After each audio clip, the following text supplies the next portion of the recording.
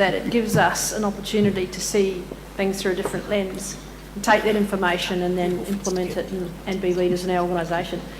Emily is our last speaker to have a chat to our panellists. Particularly people having to move. Thanks a lot. So I've been asked to, sort of tie up some loose ends, to talk a little bit about the international development or humanitarian context and some storytelling methodologies that EduFect used in some work that it did with Oxfam and Rainbow Pride Foundation in looking at these issues in Fiji. And also, I guess, to leave the room with a sense of hope that for all of the challenges that we've been talking about today, that there are steps that you can take as soon as you walk out of this session and start talking amongst yourselves at lunch. And I'll try and leave room for questions at the end. So the report, we're talking about some research that was done, say in Fiji. I'll be talking about sexual and gender minorities for the reasons that Dale and others have mentioned. There's all kinds of diversity under the rainbow that's not included in those boxes that we're familiar with, but you can take that as LGBTIQ people and beyond. The context for the research that we were doing was Tropical Cyclone Winston, which hit Fiji in February 2016, Category 5 storm that had a quite devastating effect on the country. Oxfam was aware that not everyone in Fiji had been part of the response effort. We were also really aware at EduFect in our work with international humanitarian and development organisations that in terms of policy and practice, the sector hasn't really gone very far in terms of including LGBTIQ people or sexual and gender minorities. The little quote that's up on the screen there is from this book here, which is a 2015 Good Practice Review into Disaster Risk Reduction, which is used a lot in the international community. I'm not sure if it's used so much domestically. Quite a thick book. That paragraph is the only bit of information about working with sexual and gender minorities. And while there are a couple of gems of good advice in there, the thing that stood out to me is the highlighted piece. Disaster managers do not at present consider the needs or capacities of LGBT people in their disaster planning or identify them as a specific audience for preparedness advice. And for the reasons that Dale outlined in some of the case studies that he started with, it'd be really good if we could move beyond that, and next time that they write this book, that there's something else to put in. Because whether it's criminalisation, legal discrimination, or marginalisation from family, community, faith community, from school, from workplaces, there's all kinds of pre-emergency conditions which lead to vulnerability, which impacts people's ability to survive and then to bounce back after emergencies. As people have mentioned, that discrimination doesn't stop during responses, and sometimes it can get worse. And so, for example, in Fiji, in Christchurch, Haiti, New Orleans, there were cases where sexual and gender minorities were told, "You're the reason this happened. You know, this is the wrath of God, which is coming down on our country because of your sins," which puts a huge burden on people who are already just trying to cope. And that, as we found, that there's limited inclusion in policy and practice so far. In terms of Fiji, the assessments didn't provide very much guidance for organisations responding to the needs of sexual and gender minorities. This little quote is from the Post-Disaster Needs Assessment, which was done by the international community and the government of Fiji. No information was available on issues related to sexual orientation. And so in their assessment process, they didn't find any data. And so there was no analysis of the differential impact of Tropical Cyclone Winston on sexual and gender minorities. So we sort of came in to try to provide some of that data, some of that evidence. We didn't go the quantitative route because there's all kinds of reasons why sexual and gender minorities will not respond to surveys. All kinds of really good reasons why people won't self-identify and honestly shouldn't have to self-identify in order for us to deliver inclusive services. We went down a process of storytelling. And so we worked with a local organisation that had networks, and they put the word out amongst their networks, so a snowball technique to find people. We worked with them in 3 different places around Fiji, did some community maps where they could put down places they felt comfortable, uncomfortable, where they worked, where they played and so forth. And then did hour-long sort of really loosely guided interviews with them. And then everyone got together at night and had a sort of a traditional Fijian talanoa session where they sort of get around and talk about their issues, which provided context for everyone to share their experiences. Because interestingly, a number of the people who came to these 3 sessions in different parts of Fiji as sexual and gender minority members, they had never been to a forum and where they'd shared that information about who they were. And they'd certainly never been asked what they would want, what would make them feel safe and included in an emergency response. So I'll take you really quickly through one of the stories. So this is one story. Someone who was 18, it was just 19, I think, when we did this, was 12 years old when this happened to him. So he was at school. Kids would beat him up.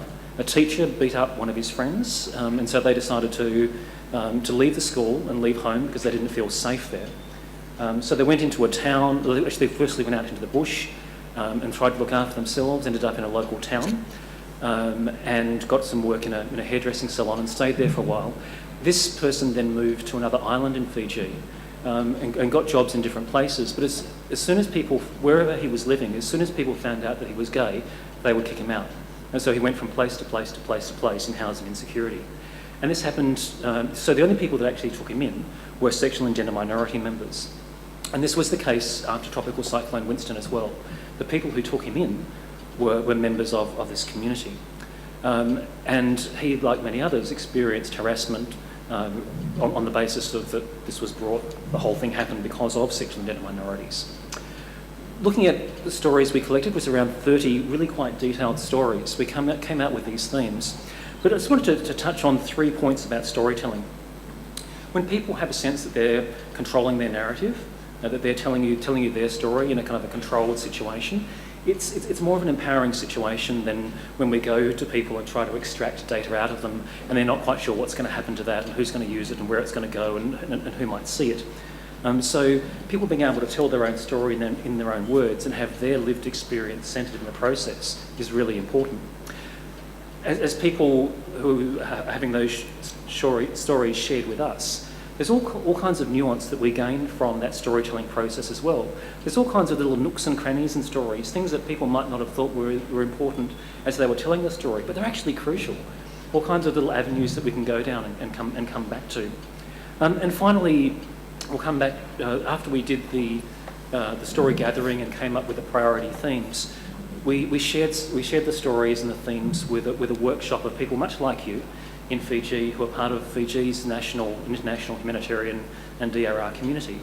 And the stories were an amazing way to connect with people who hadn't thought about these ideas before.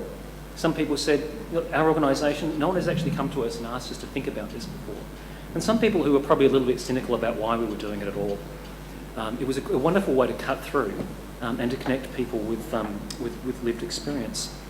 And it led us to conclusions that we didn't really imagine that we were going to come to in the first place. So I think Dale and maybe others have mentioned the importance of informal networks and the ways that LGBTIQ people or sexual and gender minorities support each other. So this was a quote from one of the stories. Someone who says that she doesn't know, it's a trans woman who's speaking, she doesn't know whether she would be here if she weren't friends with another trans woman. These informal networks are really important, and we didn't go into the research thinking about this. There's a little bit in the literature about it. We found out so much more about it by using the storytelling methodology. In the workshop, rather than presenting data, and quantitative data can be really useful, and certainly take Maureen's points from this morning, and there's some really interesting data that came out of the panel today. But when people were read through some of the detailed stories in the workshop, they got a sense, oh, this is someone who's living in Fiji, this is one of us. And it provided a really powerful way for people to connect and to get over maybe some, if they didn't care very much or had some hostility. The stories also really helped to emphasise that there wasn't one solution. There's no LGBT solution that you can sort of go back to your organisations and implement. There's lots of different needs. The needs of lesbians in an emergency shelter might be quite different to the needs of a trans man or a gay man. Some people might be happy to be all part of a big happy rainbow shelter, and other people might want to be in quite different situations. That creates challenges for organisations like your own because we don't always have resources to give everyone, that kind of tailored response. But I think, as we just heard in the last presentation, it's really important to think about all of those variations and, as much as possible, create inclusive solutions where People don't have to self-identify, but they can access something that makes them feel as comfortable as possible. We talked a lot in the workshop about avoiding tokenism. It's really easy to go back to your organisations, open up a computer, laptop, word processor, add LGBT into the list of affected communities. So people thought a lot about really questioning ideas about, well, what is a household? If there are 8 trans people living in an apartment in Suva, how does that compare to our ideas about households when we're thinking about them usually in a very sort of heteronormative kind of framework? And that this has to be for everyone. I'm not sure who's in the room, but in an international communitarian context, it's the protection cluster, or the people who are interested in human rights, who are the people that tend to get hand-passed all of these issues. The people who are doing water sanitation and hygiene, who are building shelters and so forth, don't always interact with this material. So this is something that everyone needs, a conversation that everyone needs to be part of, not just the people who are allocated the diversity role. Time is coming to an end, I think. So a couple of things to finish up. We know that some of this might seem new or hard. Hopefully people aren't now thinking about what we're going on about. People might be thinking about, well, how many people are we talking about?